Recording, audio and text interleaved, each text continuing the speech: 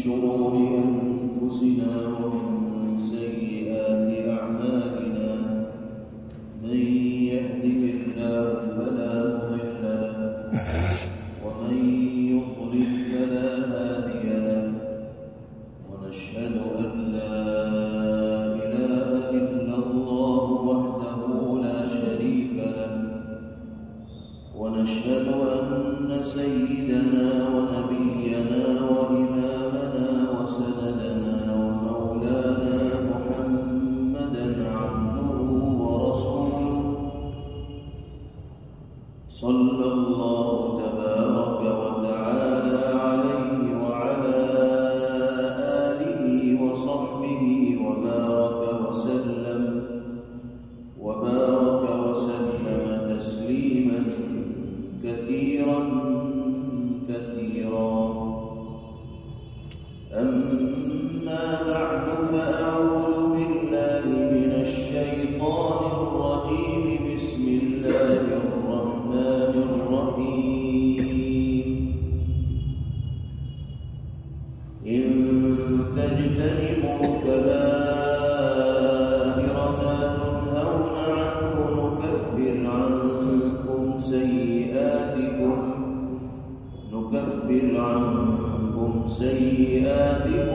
وندخلكم مدخلا كريما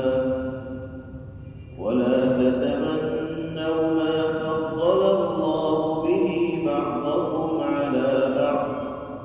للرجال نصيب مما اكتسبوا وللنساء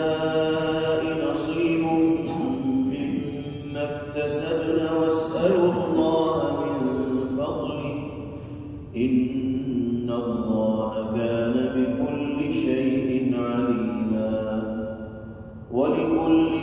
جعلنا موالي مما ترك الوالدان والأقربون والذين عقدت أيمانكم فآتوهم نصيبهم إن الله كان على كل شيء شهيدا صدق الله مولانا العلي العظيم.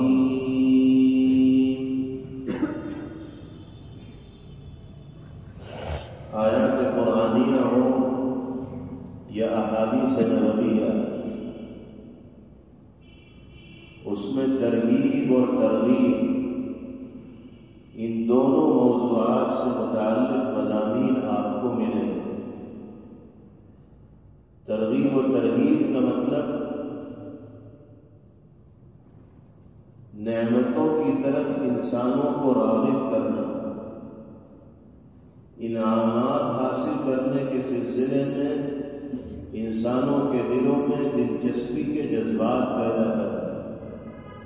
یہ ترغیب کہلاتا ہے۔ کسی اچھے کام کی طرف راغب کرنا۔ اور ترغیب کا مطلب ڈرانا، اللہ کی گرفت سے ڈرانا، اللہ کے عذاب سے ڈرانا، آخرت کی زندگی کی ناکامی سے ڈرانا۔ آپ آیات قرآنیہ کے مفاہیم کا مطالعہ کریں، یہ پیغمبر علیہ السلام کے فرامین مبارک پر نگاہ ڈالیں تو آپ کو بہت سی ایسی آیات ملے گی جن میں اللہ نے آخرت کے عذاب سے لوگوں کو ڈرایا ہو، اپنی گرفت اور پکڑ سے ڈرایا ہو، اور برائیوں کی سزاؤں کا تذکرہ باری تعالیٰ نے فرمایا ہو۔ یہ سارے کے سارے مضامین وہ ہیں جو ترغیب سے متعلق ہیں۔ ایسے ہی نبی کریم علیہ السلام نے بھی بہت سی بدعمالیوں کی سزاؤں کا، خمیازے کا، نتائج کا اور انجام کا ذکر کیا ہے، سختیوں کا بیان فرمایا ہے جن کو سن کر رونگٹے کھڑے ہو جاتے ہیں۔ لیکن یہ دیکھا گیا کہ جب جب اللہ اور اس کے رسول صلی اللہ علیہ وسلم لوگوں کے دلوں میں عذاب آخرت کے حوالے سے رعب و ہیبت کی کیفیت پیدا کرتے ہیں تو اس کے فوراً بعد ترغیب سے متعلق مضامین کو بھی ذکر کیا جاتا ہے، اور اللہ کے انعامات حاصل کرنے کے سلسلے میں دلچسپیاں پیدا کی جاتی ہیں۔ جیسے نبی کریم علیہ السلام نے ایک موقع پر شراب کی شناعت و قباحت بیان کرتے ہوئے، شراب نوشی کے جرم ہونے کا تذکرہ کرتے ہوئے ارشاد فرمایا کہ اللہ فرماتے ہیں حدیث قدسی کہ جو شخص ایک گھونٹ بھی شراب کا لے گا، اللہ فرماتے ہیں کہ میں اس کو جہنمیوں کے زخم سے رسنے والے پیپ سے اس کی پیاس بجھاؤں۔ یہ حدیث قدسی ہے، اسی کو ترغیب کہا جاتا ہے، ڈرایا جا رہا ہے کہ شراب پیو گے تو آخرت میں اس نتیجے کا اور انجام کا تم کو سامنا کرنا پڑے۔ لیکن اسی پر مضمون پیغمبر علیہ السلام نے مکمل نہیں کیا، بلکہ اس کے بعد آپ نے تصویر کا دوسرا رخ بیان فرمایا، اور اللہ رب العزت والجلال کے حوالے سے یہ مژدہ اور خوشخبری سنائی کہ اللہ یہ بھی فرماتے ہیں کہ میرے بندوں میں سے جو بندہ میرے ڈر و خوف سے شراب پینا چھوڑ دے گا تو میں جنت کے پاکیزہ مشروب سے اس کی پیاس بجھاؤں گا، اس پانی سے اس کی پیاس بجھاؤں گا کہ جس سے بہتر کوئی پانی ہو ہی نہیں سکتا۔ یہ ترغیب ہے۔ اگر ایک طرف ڈرایا گیا تو دوسری طرف انعام حاصل کرنے کے سلسلے میں رغبت بھی دل کے اندر پیدا کی جا رہی ہے، کیونکہ اگر صرف ڈرایا ہی جاتا رہے گا تو پھر مایوسی پیدا ہوگی، نا امیدی دلوں کے اوپر چھا جائے گی، اور اللہ یہ نہیں چاہتے کہ اس کے بندے اس کی رحمت سے مایوس اور نا امید ہو جائیں۔ بڑے سے بڑا پاپی اور مجرم بھی ہو، اسے اللہ کی رحمت سے امیدوار ہونا چاہیے۔ وہ اگر اپنے جرم سے توبہ کرے گا اور گناہوں سے معافی مانگے گا تو اللہ اس کے گناہوں کے اوپر پانی پھیریں گے اور اس کو اپنی رحمت کے آغوش میں دیں گے۔ اسی طرح یہ آیت مبارکہ سورہ نساء کی جو آپ کے سامنے پڑھی گئی ہے، یہ بھی ترغیب سے متعلق ہے۔ اس سے پہلے جو آیات مبارکہ آپ کے سامنے آئیں ان میں آپ نے سنا کہ اللہ تعالیٰ نے مختلف اعمال کی انجام دہی کا حکم دیا، اور یہ بتایا کہ جو لوگ ان حقوق کو ادا نہیں کریں گے وہ ہماری نگاہ رحمت سے گر جائیں گے، پھٹکار کے مستحق ہوں گے، ملعون قرار دیے جائیں گے۔ ڈرایا گیا یتیموں کے حقوق اگر ادا نہیں کیے جائیں گے، کمزوروں کے حقوق اگر ادا نہیں کیے جائیں گے، عورتوں کے حقوق اگر ادا نہیں کیے جائیں گے، وراثت میں حصے داروں کے حقوق اگر ادا نہیں کیے جائیں گے تو پھر انسان کو اللہ کی نگاہ رحمت سے محروم ہونا پڑے گا اور سخت قسم کے عذاب کا سامنا کرنا پڑے گا۔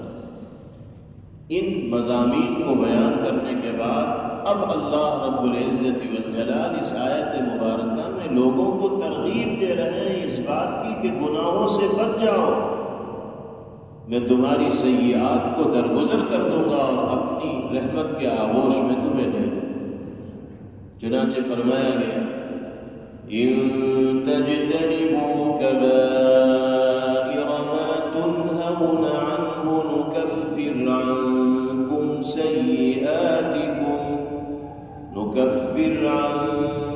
سيئاتكم وندخلكم مدخلا کریما۔ اب تک ڈرایا جا رہا بتایا جا رہا تھا کہ یہ بدعملی کرو گے تو اس انجام کا تمہیں سامنا کرنا پڑے گا۔ اب انعامات حاصل کرنے کے سلسلے میں رغبت پیدا کی جا رہی ہے، اور یہ اعلان کیا جا رہا ہے کہ اگر ان بڑے بڑے گناہوں سے بچ کر زندگی گزارو گے جس سے تمہیں روکا گیا ہے تو میرا وعدہ ہے تمہاری سیئات کو یوں ہی معاف کر دوں۔ وَنُدْخِلْكُمْ مُدْخَلًا كَرِيمًا، اور اعزاز کے ساتھ بہترین جگہ میں تمہارے لیے داخلہ مقدر کروں۔ جنت کے تم مکی بنو گے، وہاں تمہارا اعزاز ہوگا، اکرام مکرم و محترم اور مشرف قرار دیے گا۔ یہ ہے ترغیب۔ اگر بدعملی کرو گے تو اس کا نتیجہ وہ ہوگا جو گزشتہ آیات میں بیان کیا گیا، اور اگر ان بدعملیوں سے توبہ کر لو گے، کبیرہ گناہوں سے بچ کر زندگی گزارنے کے عادی بن جاؤ گے، تو جو صغائر ہیں، چھوٹے موٹے گناہ ہیں، میں ان کو کبیرہ گناہوں سے بچنے کی برکت سے ہی معاف کر دوں گا، اور اعزاز و اکرام کے ساتھ جنت میں داخلے کا تمہیں مستحق قرار دوں۔ یہ بات ہمیں ذہن میں رکھنی چاہیے کہ گناہوں کے سلسلے میں جو یہ کہا جاتا ہے کہ کچھ گناہ کبیرہ ہیں اور کچھ گناہ صغیرہ ہیں، تو اس کا مطلب یہ ہرگز نہ سمجھنا چاہیے کہ صغیرہ گناہ معمولی ہوتے ہیں، ہلکے ہوتے ہیں، ان کو کیا جا سکتا ہے۔ گناہ تو گناہ ہی ہے، چھوٹا ہو یا بڑا۔ گناہ کہتے ہیں شریعت کے خلاف عمل کو، اللہ اور اس کے رسول صلی اللہ علیہ وسلم کی نافرمانی کو۔ اب شریعت کے خلاف بڑا قدم اٹھایا جائے تو بھی گناہ ہوگا، اور شریعت کے خلاف چھوٹا قدم اٹھایا جائے تو بھی گناہ ہوگا۔ تو گناہ ہونے کی حیثیت سے صغیرہ اور کبیرہ میں کوئی فرق نہیں ہے۔ یہ تو چھوٹا اور بڑا ہونے کی جو تعریف کی جاتی ہے، یہ جب گناہوں کے درمیان موازنہ کیا جاتا ہے، کمپٹیشن ہوتا ہے، مقابلہ ہوتا ہے، تب کہہ دیا جاتا ہے کہ یہ چھوٹا ہے، یہ بڑا ہے۔ موازنے کے بعد کبیرہ اور صغیرہ کی تشریح سامنے آتی ہے، ورنہ فی نفسی گناہ گناہ ہے، اور ایک مومن کو ہر گناہ سے بچتے ہوئے زندگی گزارنے کی فکر کرنی چاہیے۔ حضرات علماء فرماتے ہیں کہ گناہوں کی حصی تشبیہ بچھو سے دی جا سکتی ہے، سانپ سے دی جا سکتی ہے، موذی جانوروں سے دی جا سکتی ہے جو ڈنک مارنے والا۔ چھوٹا بچھو بھی ڈنک مارتا ہے، بڑا بچھو بھی ڈنک مارتا ہے، اور دونوں کے ڈنکوں میں زہر ہوتا ہے۔ کس کا زہر کتنا کاری ہو کچھ نہیں کہا جا سکتا۔ بعض دفعہ دکھنے میں چھوٹے سائز کا محسوس ہونے والا بچھو ایسا زہریلا ڈنک مارتا ہے کہ اس سے جانور ہونا انسان کے لیے مشکل ہو جاتا ہے۔ تو گناہوں سے انسان کو اسی طرح بچنا چاہیے جس طرح اپنی جان بچانے کے لیے موذی جانوروں سے انسان اپنے آپ کو بچانے کی فکر اور کوشش کرتا ہے، بلکہ موذی جانوروں سے زیادہ گناہوں سے بچنے کی فکر انسان کو کرنی چاہیے، کیونکہ ڈنک مارنے والا جانور اگر زہریلا ڈنک ہمارے جسم پر مارے گا تو زیادہ سے زیادہ ہم زندگی سے محروم ہو جائیں گے، اور اگر گناہوں کے ہم عادی بن جائیں گے تو کہیں ایسا نہ ہو کہ گناہوں کی کثرت کی وجہ سے ایمان ہی کی دولت سے ہم محروم ہو جائیں۔ جناب رسول اللہ صلی اللہ علیہ وسلم نے ارشاد فرمایا کہ جب انسان کوئی گناہ کرتا ہے تو اس کے دل پر ایک سیاہ نقطہ لگ جاتا ہے، اگر وہ توبہ کرتا ہے تو وہ سیاہ نقطہ مٹا دیا جاتا ہے، اور اگر وہ توبہ نہیں کرتا،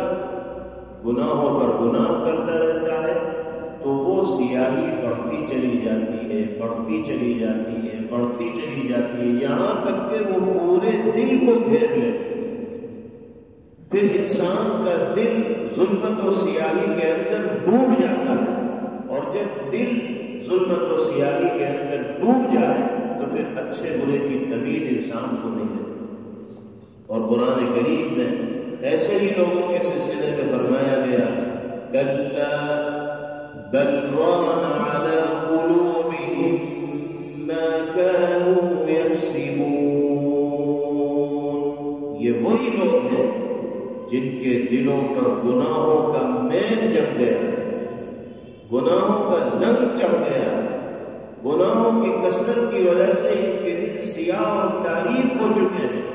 اب ان کی سمجھ میں کوئی بات آنے والی نہیں ہے۔ صم بکم عمی فهم لا یرجعون، یہ حق کو سننے سے بہرے ہو گئے ہیں، حق کو بولنے سے گونگے ہو گئے ہیں، اور حق کو دیکھنے سے اندھے ہو گئے ہیں، اب یہ سچائی کی طرف اور ہدایت کی طرف لوٹ کر آنے والے نہیں۔ یہ کیفیت انسان کی ہو جاتی ہے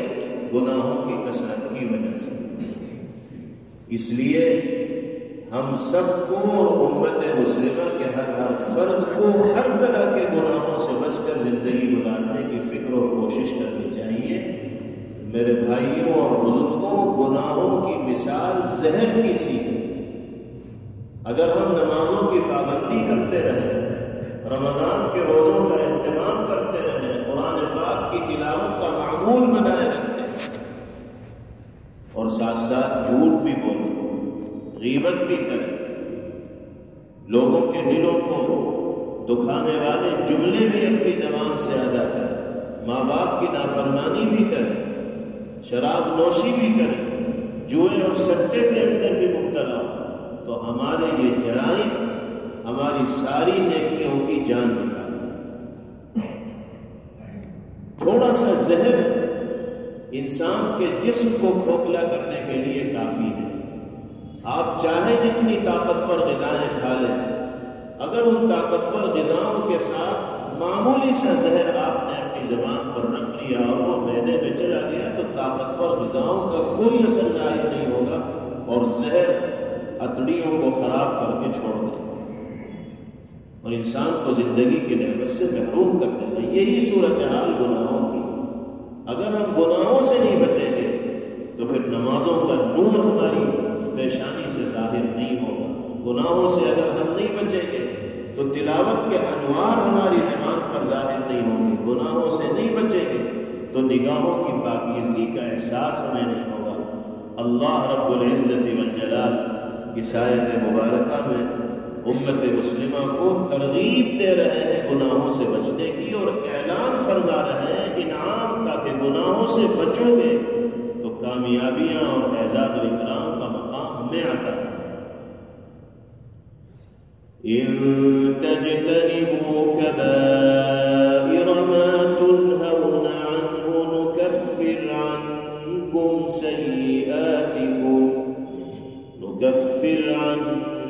سيئاتكم وندخلكم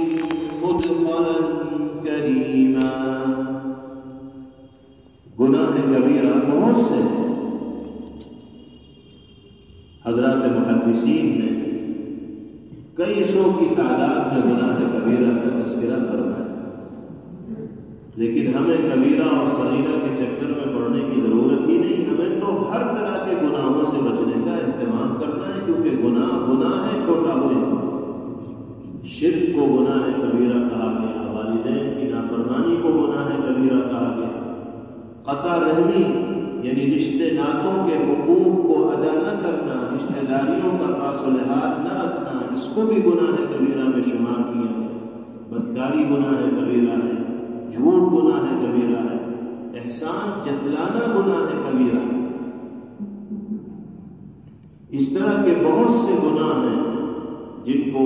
حضرات محدثین نے شمار فرمایا ہے۔ ایک روایت میں نبی کریم علیہ السلام نے فرمایا من الکبائر ان یسب الرجل اباہ، فرمایا کہ گناہ کبیرہ یہ ہے کہ انسان اپنے ماں باپ کو برا بھلا کہے، ماں باپ کی شان میں گستاخی کرے، ماں باپ کو گالیاں دے۔ صحابہ کرام رضوان اللہ علیہم اجمعین نے بڑی حیرت کے ساتھ سوال کیا وَكَيْفَ يَسُبُّ الرَّجُلُ أَبَاهُ یا رسول اللہ، اے اللہ کے رسول یہ کیسے ہو سکتا ہے کہ ایک بیٹا اپنے ماں باپ کی شان میں گستاخی کرے، ماں باپ کو برا بھلا کہے، ماں باپ کو گالیاں دے، ماں باپ کے سلسلے میں بدزبانی کرے؟ تو آپ نے فرمایا يَسُبُّ أَبَا الرَّجُلِ فَيَسُبُّ أَبَاهُ وَيَسُبُّ أُمَّ الرَّجُلِ فَيَسُبُّ أُمَّهُ أَوْ كَمَا قَالَ عَلَيْهِ الصَّلَاةُ وَالسَّلَامُ۔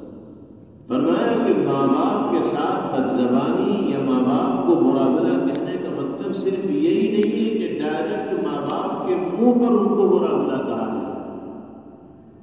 بلکہ ماں باپ کی شان میں گستاخی اور ماں باپ کو برا بھلا کہنے کا مطلب یہ بھی ہے کہ تم اپنے کسی بھائی کے باپ کو برا کہو تو تمہارے اس بھائی کے منہ میں بھی زبان ہے، وہ بھی تمہاری طرف سے اس برائی کو سن کر خاموش نہیں رہے گا۔ تم نے اگر اس کے باپ کو 2 گالیوں سے نوازا ہے تو وہ تمہارے باپ کو جب تک 10 گالیاں نہیں دے دے گا اس وقت تک اس کی زبان رکے گی،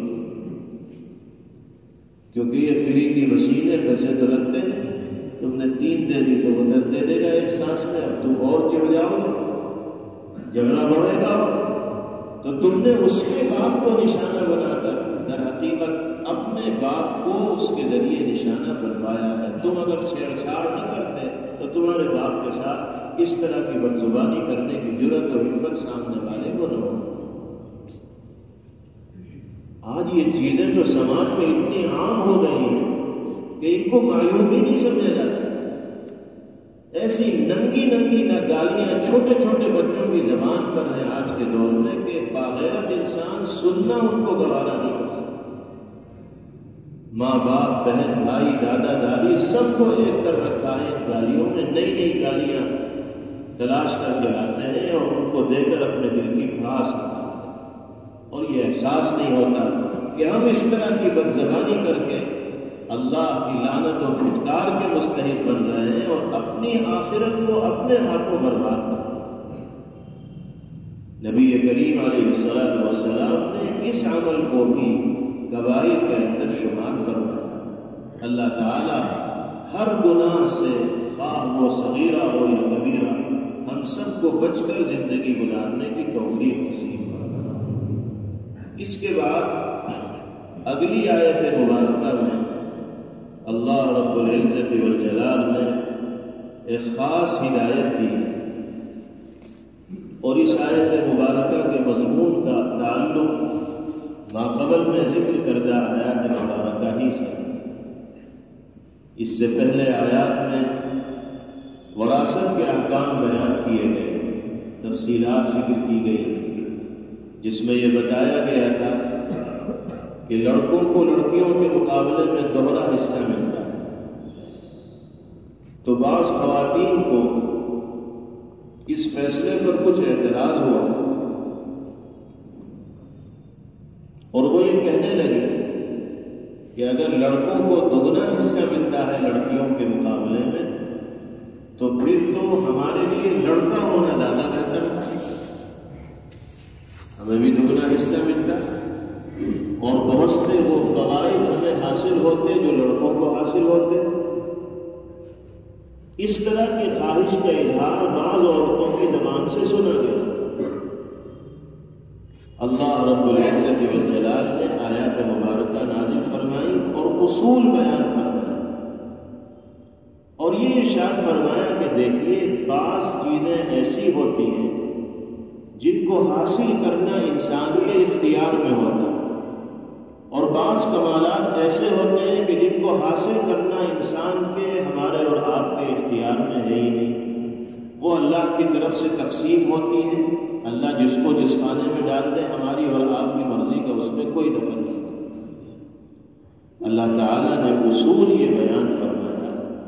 کہ جن اوصاف و کمالات کو حاصل کرنے میں انسانوں کی قدرت و اختیار کا کوئی دخل نہیں ہوتا، ان کو حاصل کرنے کی حرص اور تمنا اپنے دل کے اندر مت لاؤ۔ مثال کے طور پر کسی کا کسی خاص قبیلے اور برادری سے تعلق رکھنے والا ہونا، یہ فیصلہ خداوندی ہے، کس کو کس قبیلے کے اندر اللہ پیدا فرمائے یہ اللہ جانتے ہیں، اور یہ اللہ ہی کی قدرت و اختیار میں ہے، ہماری اور آپ کی مرضی اور چاہت سے یہ چیز نہیں ہو سکتی۔ اب ہم یہ چاہنے لگے کہ ہم بھی اسی قبیلے اور برادری کے فرد ہو جائیں اور اس کی آرزو اور تمنا اپنے دل کے اندر بٹھا لیں، تو یہ تمنا اور آرزو فضول ہے، اس لیے کہ اس میں اختیار کا، محنت کا اور جدوجہد کا کوئی دخل نہیں۔ یہ اسی طرح اللہ نے کسی کو حسن و جمال کی دولت سے نوازا ہے، ہم اس کے جمال سے متاثر ہیں، ہم یہ چاہنے لگے کہ یہی جمال اور حسن ہمیں حاصل ہو جائے، تو یہ تمنا بھی فضول ہے، اس لیے کہ یہ جمال و حسن اس شخص نے اپنی قدرت و اختیار سے حاصل نہیں کیا، بلکہ اللہ نے فطری طور پر اس کو عطا فرمایا ہے۔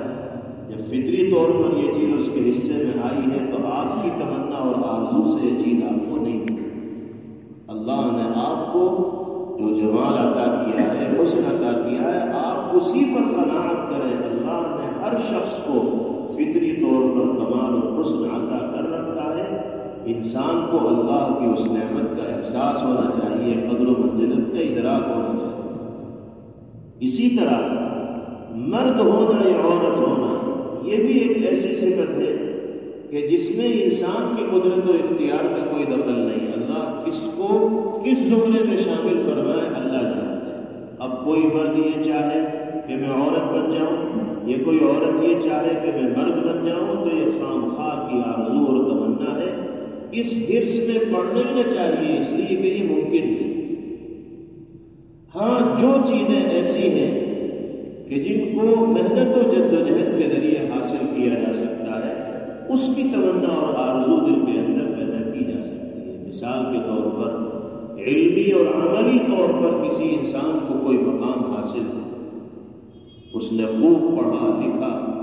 لائق بنا، فائق بنا، ممتاز بنا، ہمارے دل میں یہ آرزو پیدا ہوئی کہ ہم بھی اسی کی طرح ایک اچھے مقام کے حامل بن جائیں، تو اس آرزو کو پیدا کرنے میں کوئی حرج نہیں ہے۔ اللہ کی زمین کشادہ ہے، محنت کے دروازے کھلے ہوئے ہیں۔ آپ بھی میدان میں آئیے، محنت کیجئے، علم حاصل کیجئے، اللہ آپ کو بھی اسی مقام پر پہنچائے۔ عملی اعتبار سے آپ کسی کو دیکھ رہے ہیں کہ وہ بڑی مثالی زندگی گزار رہا ہے، صوم و صلاۃ کا پابند ہے، اللہ اور اس کے بندوں کے حقوق کی ادائیگی کا اہتمام کرتا ہے، بہترین اخلاق کا حامل ہے، آپ اس سے متاثر ہیں، چاہتے ہیں کہ اس جیسے اخلاق کے اور کردار کے حامل بن جائیں، آپ کے لیے دروازے کھلے ہوئے۔ آپ محنت کیجئے، اچھائیوں کے حامل بنیے، اللہ آپ کو وہ مقام بھی دے سکتے ہیں، اس سے اونچا مقام بھی دے سکتے ہیں۔ تو جو اوصاف و کمالات انسان اپنی محنت و جد و جہد اور قدرت سے حاصل کر سکتے ہیں، ان کی تمنا دل کے اندر رکھنا تو جائز ہے، لیکن جن کمالات کو حاصل کرنے میں انسانوں کے بس میں اور اختیار میں کچھ نہیں، تو ان کی تمنا دل میں لانا یہ خامخواہ کی چیز ہے۔ تو جو خواتین یہ سوچنے لگی تھیں کہ کاش کہ ہم مرد ہوتے تو ہمارا بھی حصہ دگنا ہو جاتا، ان کو سمجھایا گیا کہ اس طرح کی بات دل میں لانے کی ضرورت نہیں۔ اللہ نے آپ کو عورت بنا کر وہ مقام عطا فرمایا ہے کہ جو بہت سے مردوں کو حاصل نہیں ہوگا۔ اللہ نے دونوں صنفوں کی الگ الگ ذمہ داریاں بیان کی، اور ہر صنف اپنی حیثیت میں رہتے ہوئے اپنے میدان میں اگر خدمات کو انجام دے گا تو وہ اللہ کی نگاہ میں مقرب و معتبر قرار دیا جائے گا۔ چنانچہ ارشاد فرمایا گیا، وَلَا تَتَمَنَّوْا مَا فَضَّلَ اللَّهُ بِهِ بَعْضَكُمْ عَلَى بَعْضٍ۔ ان اوصاف و کمالات کی تمنا اور آرزو مت کرو کہ جن کے ذریعے اللہ نے تم میں سے ایک کو دوسرے کے اوپر فضیلت دی ہے۔ لِلرِّجَالِ نَصِيبٌ مِّمَّا اكْتَسَبُوا وَلِلنِّسَاءِ نَصِيبٌ مِّمَّا اكْتَسَبْنَ۔ مردوں کے لیے بھی ان اعمال میں حصہ ہے جو انہوں نے کیے ہیں، اور عورتوں کے لیے بھی ان اعمال کی جزا ہے، بدلہ ہے جو انہوں نے کیے ہیں۔ بعض مرد یہ کہنے لگے تھے کہ اگر وراثت میں ہمیں لڑکیوں کے مقابلے میں دوہرا حصہ مل رہا ہے تو ہمیں کسی نیکی کا ثواب بھی ڈبل ملے گا۔ جب یہاں ہمیں ڈبل ملا تو وہاں بھی ڈبل ملے گا۔ اللہ نے فرمایا کہ نہیں، ایسا نہیں ہے کہ ہر جگہ ڈبل ہو۔ وراثت میں اگر لڑکوں کو ڈبل ملا ہے تو اس میں لڑکیوں کی حق تلفی نہیں ہے، بلکہ انصاف ہے، کیونکہ لڑکی کو کہیں اور سے بھی ملا، لڑکوں کو تو یہیں سے مل رہا ہے۔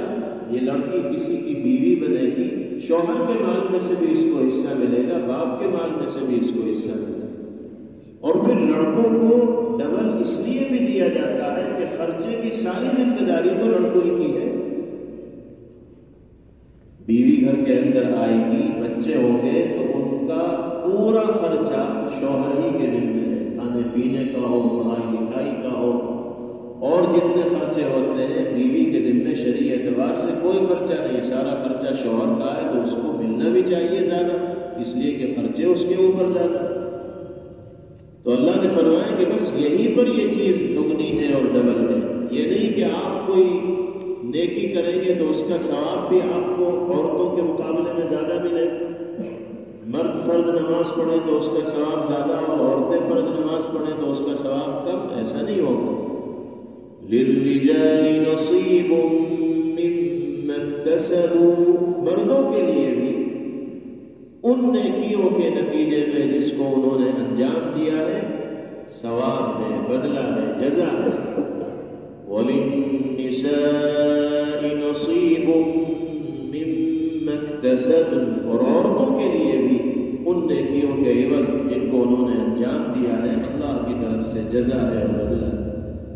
وَاسْأَلُوا اللَّهَ مِن فَضْلِهِ إِنَّ اللَّهَ كَانَ بِكُلِّ شَيْءٍ عَلِيمًا، اللہ سے اس کے فضل کا سوال کیا کرو، اللہ کے خزانے میں کوئی کمی نہیں، جب سے یہ دنیا قائم ہوئی جب تک باقی رہے گی برابر خزانہ الہی سے رحمتوں کو لٹایا جاتا رہے گا اور دنیائے انسانیت اس سے فیضیاب ہوتی رہے گی، اس کے خزانے میں کوئی کمی نہیں، اس کے فضل کے طالب بنو۔ اللہ تعالی ہر چیز کے سلسلے میں واقف ہے اور اچھی طرح جاننے والا ہے۔ وآخر دعوانا ان الحمد للہ رب العالمین۔ Thanks for watching. Don't forget to like, comment, share and subscribe to Al Wahid channel.